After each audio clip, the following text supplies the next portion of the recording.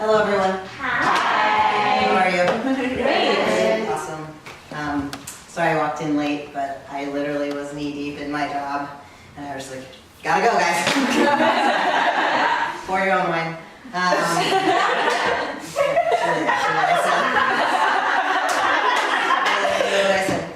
So just getting the nerves out by talking about something that has nothing to do with this. Anyway, I am not a pole dancer, but I do perform. Yes, we'll say yet. That last speech really got me. I'm a pole dancer, if I'm just on it, fantastic.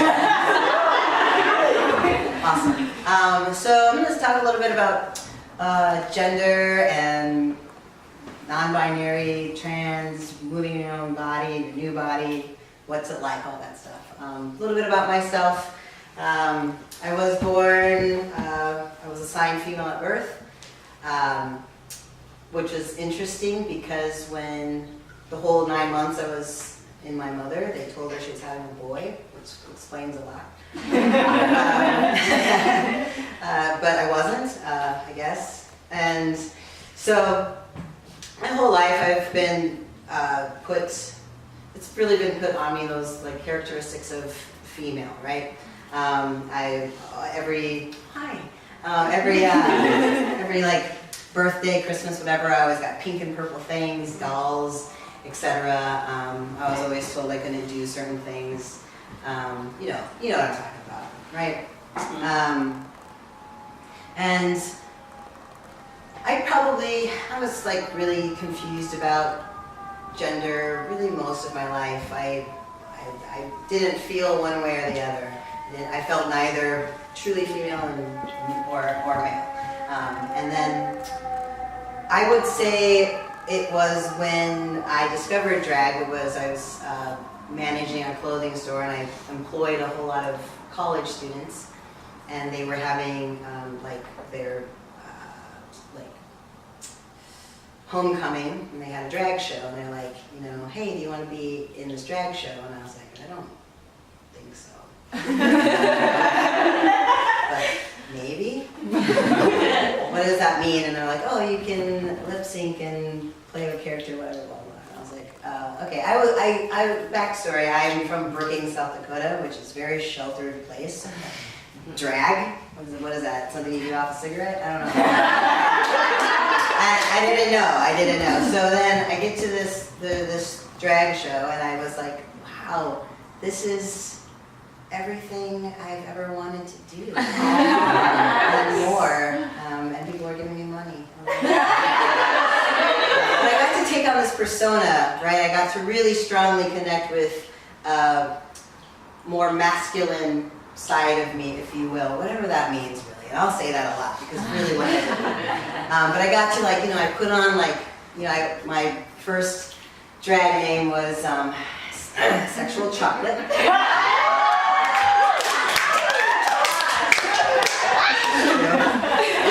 I did, I think my first drag act, I did Baby Michael, the fro, and I put on the boy clothes, and I was like, yeah. And then I did Usher next, and then I did Justin Timberlake, and I was like, I love wearing these clothes. This is awesome. So it's really started with me with being able to play this character on stage, wearing clothes that made my body feel comfortable, right? All of a sudden now my outsides match my insides, and then it started to make more sense to me.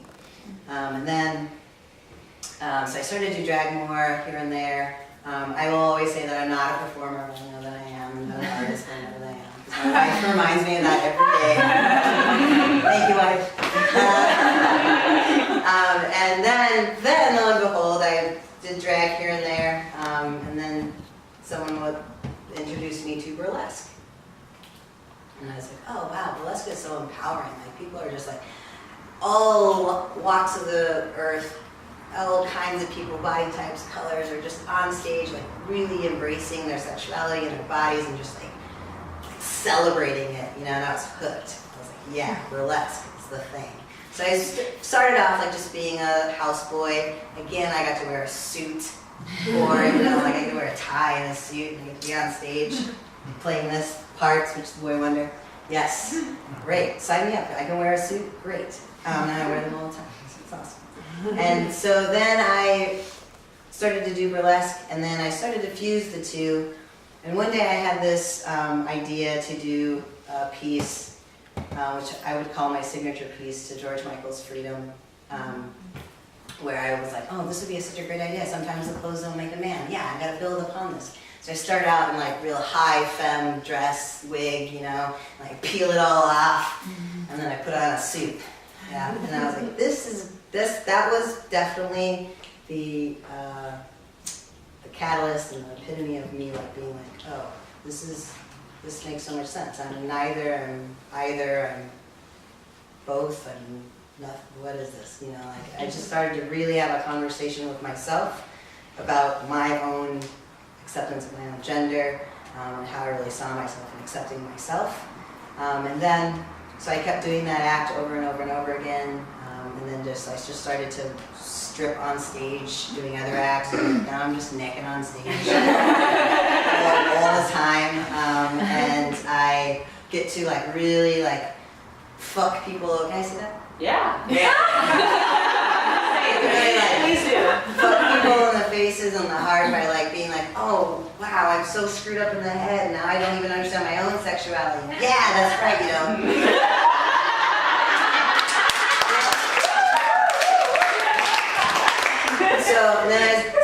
So then I realized I needed to have a stronger conversation with myself about how I wanted to express myself. So, you know, with the turning of times and language, we've learned a lot. Like, language has really helped us with like kind of pinpointing the thing that you want to express yourself as, or how you want people to see you, or use pronouns for you, et cetera, et cetera. So I'm really thankful for this time and place, which has taken me a really long time to get to be able to say, well, these are my pronouns, and I'm non-binary.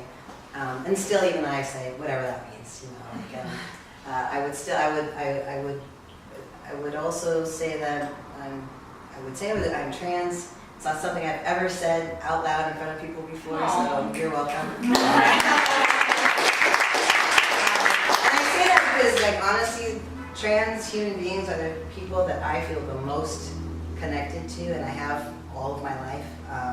And also, I just think the word trans is transcending things, and I think that me personally, I'm just kind of trying to live a life that transcends gender and gender. So going along with that, so finding the language, and like Instagram is one of the things that kind of helped me figure that out too, but also fuck Instagram. Everything you said, I was like, absolutely, because I also like was like, what do I need to look like as a non-binary person? How should I be? If I take T, should I look like this? If I don't take T, will I look like this? If I have top surgery, should I look like this? Like, these are all the things, and how will I be perceived, and how will I move? And then how will I still be a drag king if I'm non-binary and have top surgery and take T? And come out as trans, will I still be a drag king, or will people be like, you're no longer a drag king because now you're actually male, or but I'm not male? Like, all of these questions, and this is how my brain works. And when I was drinking that coffee back there, my wife looked at me and she said, coffee? I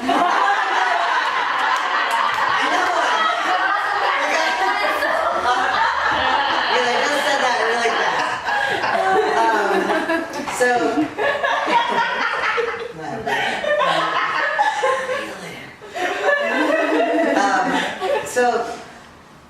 So all those are all the questions I had. Well, I found out that I came to the acceptance that, you know, the one thing that I really wanted more than anything in the world was to just not have boobs anymore. Didn't want them. Never liked them. I mean, they were good looking boobs. They were. I had a great rack. When I had boobs, I'd be like, his pasties look so good. They are so nice. But I didn't want them. They didn't really suit me. So I had top surgery, and then all of a sudden I was like, well, I don't know how I'm going to actually perform, because my whole shtick performing was this gender bend, right? Like, I came out in like a suit, and like everybody couldn't figure out, is that a man or a woman? I don't understand. And then I'd strip, and then I'd be like, ha ha! Boobs and a dick, come on! Everyone's dream.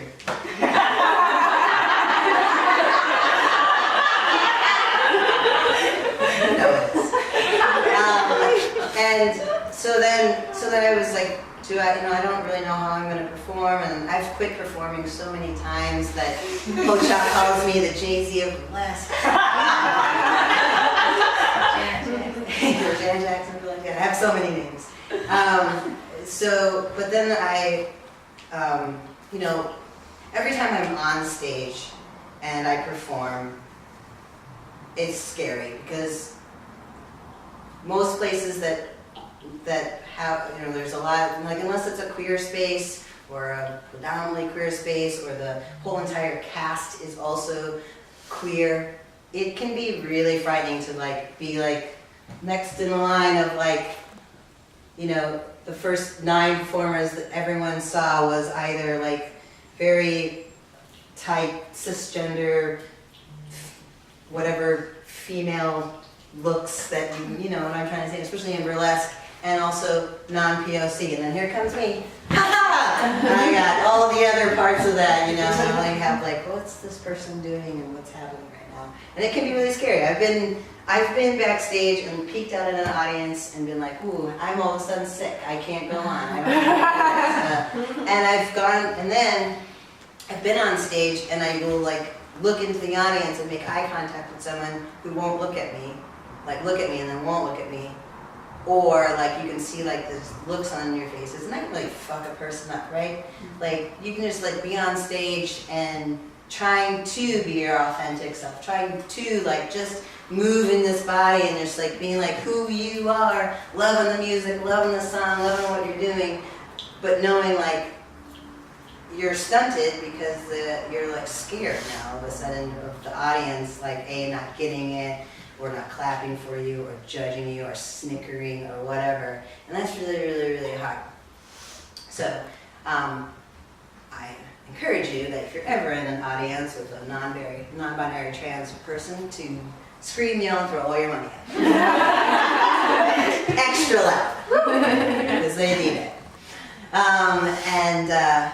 And then, I just realized that when I do perform, there's always one instant, every single time, and this is not even an exaggeration, every single time I perform, someone comes up to me and says thank you.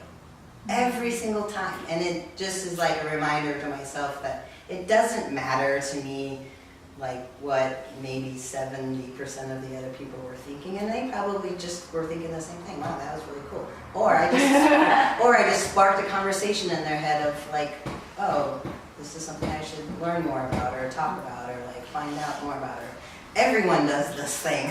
Great, But so for me, performing in this body as it is, it's new. I still sometimes put on costumes that I had pre-top surgery, and I'm like, whoa, this is weird. How did this bra is no longer slipping anymore. It's slipping now. Or I've recreated acts and being well, maybe I just don't need that piece anymore. Now I can tell a different story with this act because I don't need that. That was a story for prior, but now I can move on to this. And I'm just trying to like get out there and like start conversations from my performances about like keeping an open mind, and that you can't gender art, right? You can't gender performance, you can't gender dance, you can't gender any of that. You just shouldn't, I mean, you do, but you shouldn't. You don't know who's going to come out and do what, right? I mean, my one person, I'm sure you all know, that I love watching do pole, that I think transcends gender like a motherfucker, is Dalton. Like, woo, what a dreamboat. Did we get that on film? Yes. But you know, it's like things like that. Like, it's just like, just get rid of it. You know, like I've been really working on trying to also, because now that I have this persona of being switched by one, or like, you know, like whatever masculinity is that I've kind of maybe leaned on, I've been trying to be like, well, how can I really mess it up and now be in this body and kind of maybe play on something else, you know? So maybe I don't always pack. Maybe I come out in something real sexy and a fawn or something like that. Keep your eyes up. You know, like or maybe more wigs or something, you know. I really need to learn how to walk in heels. So I don't know what that does. But just like, you know, I really think that in a performance space, too, it's really important to be the people that you want to be, to kind of not necessarily be the spokesperson, but like I really want to create space for more people like me. And that's just telling my story, right? And I do, honestly, if you have the means to hire or include, you know, promote or book people who are non-binary or trans, include them in the community, include them into your shows, include them in, you know, as audiences, you know, cater to them as well, because, you know, we want to be a part of it all as well, you know. Yeah, I got so sidetracked. I mostly wanted to know, so honestly, I really wanted to spend more time on the Q&A, because I really feel like maybe it would be helpful for me to be more of a spokesperson, knowing what kinds of questions you would have to either be an ally for someone or just what you might want to feel yourself. And that's where you come in. Yes? So I had never really thought, and I'm not really sure how I want to phrase this into a question, but I never really thought about like the ability to be your authentic self on stage, honestly being a privilege, to have it received and understood. And you know, I mentioned like I do teach evoking authenticity workshops, and like do you have any, you know, advice on how to make sure that when I'm teaching that, like how to make sure that's inclusive for all people who don't have that privilege of just, yeah, do you, and it'll be great. Yeah, well, I guess I would just, I mean, I don't know how that starts out for that person or how you, but I guess just ask what is authentic to them, you know, like we get kind of put in this box and you have like all these blueprints of who you are or what society thinks you are, but it might not be that thing, you know, so, you know, I still honestly feel like I somewhat still lean on what I think people want me to look like, and not necessarily what I would really like to show.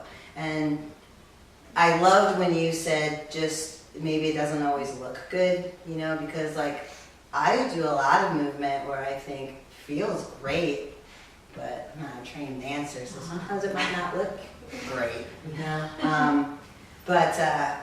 Yeah, I would say just you know, find out what it is, like explore what authenticity is for you, and maybe ask the question, if you could get rid of the thing that you think people put you in a box in, what would it be? You know, what's your favorite thing to wear? What would you wear if you could?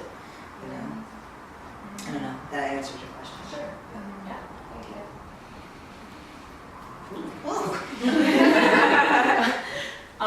What would you say as advice to someone? Like how should I be an ally to someone? I have a friend who is recently transitioning to being non-binary and also identifies as trans. How can I be an ally for them? You know, honestly, just showing up, asking questions, getting their pronouns right, and getting their pronouns right even when they're not in the room, and fighting for them when they're not in the room, I think is the best way to be allies. You know, I have coworkers at work who repeatedly correct people when they misgender me at work when I'm not there. And to me that's very, very helpful, so that I don't have to actually do that emotional labor because, man, I'm tired, and also it's uncomfortable. It's really uncomfortable, and we live in kind of this way of like being, oh, it's okay. But man, if somebody else was beside me being like, no, man, it's not okay, get it right, then I would feel like, yeah, that's right, it's not. You know? Then I wouldn't have to put myself in that situation, which can be really uncomfortable, especially if that person is someone of authority or, you know, someone I have to see all the time. Like, oh, here we go, you know. So I would say that the mostly. What helps make a space feel safe for you? Ooh, that's a good question. You know, when I go perform, I usually only say yes to producers who I already know are accepting of me and already hold a space for everyone. But it's really nice when you show up to a space where you're welcome, you're greeted. What do you need? Here you are. Introduce me to people. You know, and then it's really also helpful. I love it when I get when I'm on a thread of a show where everyone, the producer is like switch uses they them pronouns, or you know, or if the like what's the call it, your little text sheet is like, what's your pronouns? And then I'm like, oh, you care, great. This is them. And that way that is like already there, and when you show up, you already know, and then you don't show up to a gig and you're like, hey, I'm getting dressed in this bathroom, and now I have to also go through this weird thing, so that's fun. Okay, so I have a friend who came out as trans last year, and she also, all the time she would message me on Instagram and be like, I love your pole videos, I love this, and I'd be like, you need to come with me, you would love it, it's amazing.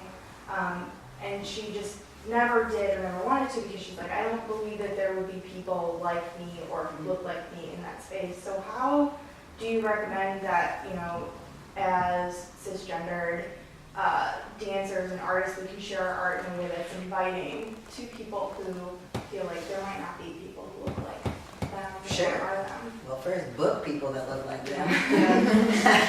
And, you know, highlight that, right? And then, I mean, I think just try, keep trying. And, I mean, offer up that, like, maybe there's people that don't look exactly like you there, but you're going, and so if you know, you gotta start somewhere, so I would just keep trying, break them down. I mean, it takes a village. Also, if you ever want me to come with you, I'll come. Then that'll be easy. There, let's go see a pole show together, right? Yeah. I mean, I'm serious too. I mean, honestly, if we don't show up for each other, then what are we doing? Yeah. So when you have your own show? Wow, I feel so on the spot. Well, possibly soon. Yeah. We're working on that. But we need a space. That's the thing. It's hard to find a space in the city, right? You can do it here, but we can only fit like this many people in here. We're trying to have a super sexy queer, like, what are we calling it? Strip club, yeah. Yeah. What is those things called? I'm really nervous. You're doing great. But I don't know if I can have a strip club in here. Oh yeah. I mean, those are the guys. So, do you always feel like it's okay for, like, if I have somebody come to my class to ask them their pronouns? Or how do you? No, I mean, you know, honestly, like, to me, if What if someone was like, hi, hey, I'm Parker, I go by they, them pronouns, what do you use? You say that? Great. Okay. I mean, you know, if you're really trying to build like this all-inclusive environment, I mean, I like to know what other people prefer Yeah. or use, because I don't think it's a preference, I just think that's what you use. I don't prefer they, them, those are my pronouns. So, so I really feel like if you're trying to have that all-inclusive, just tell people how they should describe you, and be cool. Because I don't assume things. I use they a lot, just to kind of like. And then when I'm clear, then I'll say, cool. He, great. She, fantastic. They, I'm still working on it. I just didn't know if you feel comfortable saying it before, or if I should, you know what I mean? Sure. I don't want to say the wrong thing. Yeah. Well, how to open that conversation. Yes. If it should be like that person or.